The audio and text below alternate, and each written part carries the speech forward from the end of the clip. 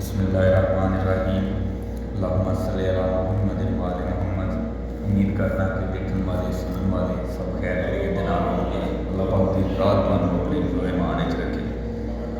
दोस्तों, अज का जिहड़ा वाकिया, अज की जिहड़ी कहानी, अज की जिहड़ी गल लैके तुहाडे लई आया हां, बहुत ही सबक अमूज जिहड़ा ना वो गल है। गल कुछ इस तरह है कि साडे माशरे दे विच जिहड़ियां शर पसंद औरतां होंदियां ने, लड़ाइयां पाउण वालियां औरतां होंदियां ने, झगड़े चूलियां लाउण वालियां औरतां होंदियां ने। अज की मेरी जिहड़ा मौकफ है, अज की जिहड़ी मेरी कहानी है उन्हां औरतां दे मतलब है। दोस्तों, एक शर पसंद औरत शैतान नूं कहण लगी कि मैं तैनूं तां मन्ना, तेरी वडियाई नूं, तेरी कारीगरी नूं मैं तां मन्ना जे तूं एक दर्जी है, ਉਹਦੀ बुढ़ी नूं दर्जी के कोलों तलाक दवाएं, ਉਹਦੇ ਵਿੱਚ कोई फिक पाए, ਉਹਦੇ ਵਿੱਚ कोई गल सुनाए ਉਹਨੂੰ ऐसी कि ਉਹਨੂੰ छड्ड दे। शैतान ने आख्या चलो खैर मैं कोशिश करना वा, मैं अपनी कोई लाना वा कोई जुगाड़ जरूर, जे तो मैं हो गया ये कामयाब। खैर उन्हें दर्जी के कोल शैतान जाता है, बड़े भेस बदल के भी जाता है, बड़िया गल्लां बातां इतल दियां उतल दियां उहदे दिमाग 'च पाउंदा है, वसवसे पाउंदा है। लेकिन दर्जी जिहड़ा है वो साबत कदम रहिंदा है ते दर्जी अपना टस तो मस नहीं हुंदा। शैतान हो जाता है फिक्का, नाकाम हो जाता है। शैतान जिस वेले नाकाम हो जाता है तो उस शर पसंद औरत नूं जाके आंदा भी मैं तो नाकाम हो गया, मैं तो बथेरे ढिल जिहड़े ने वो लाए ने ते लिहाजा मैं कामयाब नहीं हो सकिया। उन्हें आख्या अच्छा बड़ा तेरा नां है, शैतान इंज करता, शैतान इंज करता तो शैतान इंज करता, लै हुण फिर मेरी कारीगरी तू वेखी। उन्हें आख्या चलो तू आ रहा है भलीए, तेरी जिहड़ी कोई कारीगरी है। उन्हें आख्या ठीक। और जिहड़ी शर पसंद औरत होंदी है दर्जी की दुकान पर जाती है, दर्जी की हट्टी पर जाके उन्होंने आती है कि बई इंज कर, एक ना बहुत ही कोई अच्छा जिहा सूट, बड़े प्यारे जे कलर का एक सूट जिहड़ा ना वो मैनूं दे, मेरे मुंडे ने अपनी सहेली नूं ना गिफ्ट करना है, सहेली नूं तोहफा देना है। चलो ਉਹਦੇ ਕੋਲ ना लैंदा है, ਜਿਹੜਾ दर्जी के कोलों शर पसंद औरत ਜਿਹੜੀ ਹੁੰਦੀ है ना ਉਹਦੇ ਕੋਲੋਂ सूट ਲੈਂਦੀ है। सूट लै के ਤੇ ਉਹ ਜਿਹੜਾ ਨਾ ਜਾਂਦੀ है ਤੇ ਜਾਂਦਿਆਂ ਜਾਂਦਿਆਂ ਨਾ दर्जी ਦੇ ਘਰ ਦੇ ਕੋਲ ਨਹੀਂ ਲੰਘਣ ਲੱਗਦੀ है ਤੇ दर्जी ਦੇ ਘਰ ਵੜ ਜਾਂਦੀ है। ਉਹ दर्जी ਦੀ ਜਿਹੜੀ ਬੁੱਢੀ ਹੁੰਦੀ है ਨਾ बड़ी नेक औरत ਹੁੰਦੀ है, बड़ी कोई नफीस किस्म की औरत ਹੁੰਦੀ है, बड़ी अपना भलाई वाली ते अच्छाई वाली कुड़ी ਹੁੰਦੀ है। वो जाती है शर पसंद औरत ते जाके ना तो उन्होंने घर बह जाती है, जाके उन्होंने आती है भली ये गल सुन मेरी, मैनू ना पानी पिया तो अजान का टाइम होया है तो नमाज मैं पढ़ के जो ना अपने घर लगी जावांगी। दर्जी की बुढ़ी आती है अम्मा जी गल ही कोई नहीं, तुसीं कहो तो मैं जो ना तुहाडे लई पानी चाह पानी लस्सी लैके आउंदी हाँ। उन्हें आख्या चंगा।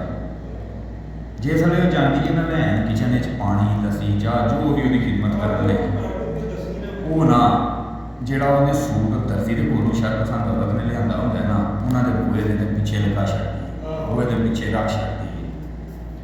जो वापस आती है पानी शानी पीती है, अपना बहती गपशप करती 5-10 मिनट से अपना ना शर पसंद औरत नहीं करती तो अपने राही पै जाती।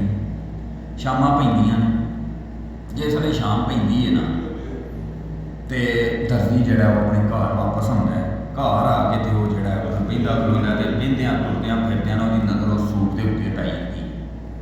जिस वे सूट के उत्ते नज़र पै जाती है ना तो वह शर पसंद औरत वाली गल वो दिमाग से आ जाती, तो सूट वो दिमाग से आ जाता, तो सूट होंदा भी वही वो फड़ लैंदा अपनी बुढ़ी, क्योंकि उन्होंने बंदे के दिल च शक ये पैदा हो गया कि उन्हें तो अपनी सहेली को देना सी। वो जाके ना तो जड़ा ना बुढ़ी को चंगा सोटा फेरदा, उन्होंने चंगा मांजदा, चंगा कुटदा, तो उन्होंने आंदा चल तेरे कोई नहीं मेरे घर चला तू तो इंजे, वो बैड करैक्टर मतलब कि वो किरदार के उत्ते दाग ला के तुम कट दिंदा। वो बेचारी रोटी कर लाती जी है ना तुर जाती है वापस अपने घर, अपने मापिया के घर चली जाती है। हुण शर पसंद औरत अपने मकसद च कामयाब हो जाती है तो शैतान के कोल आती है तो आके आती है हाँ सुनाओ। उन्हें आख्या बई तेनों मन छड्डिया मेरे तो वध दे। शर पसंद औरत में शैतान आंदा है मेरे तो तू वध दे।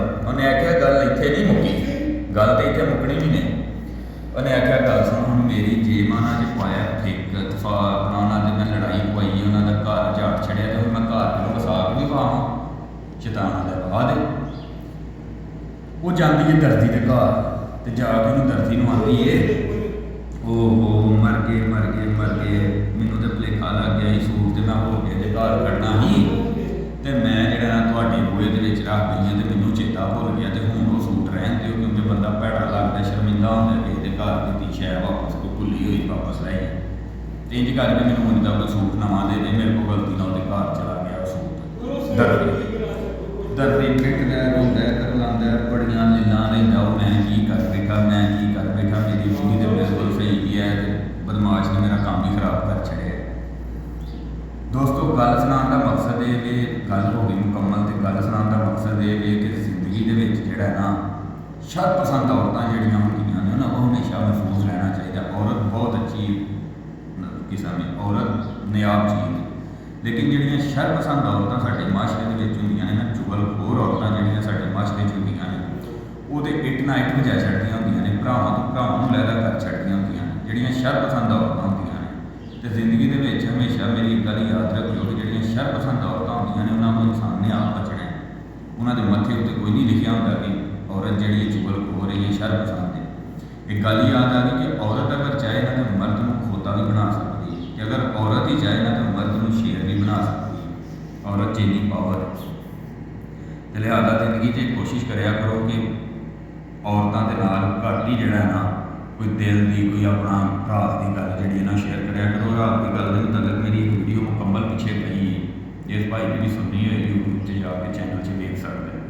ਤੇ ਲਿਹਾਜ਼ਾ ਇਨਸ਼ਾਅੱਲਾ ਉਮੀਦ ਕਰਨਾ ਕਿ ਤੁਹਾਨੂੰ ਪਸੰਦ ਆਏਗੀ ਵੀਡੀਓ। ਲਾਈਕ ਸ਼ੇਅਰ ਕਮੈਂਟ ਜ਼ਰੂਰ ਕਰਿਓ ਤੇ ਇਨਸ਼ਾਅੱਲਾ ਇੱਕ ਅੱਛੀ ਤੇ ਸਬਕ ਆਮੂਜ਼ ਵੀਡੀਓ ਦੇ ਨਾਲ ਦੁਬਾਰਾ ਮੁਲਾਕਾਤ ਹੁੰਦੀ ਹੈ। अस्सलाम वालेकुम रहमतुल्लाहि व बरकातहू।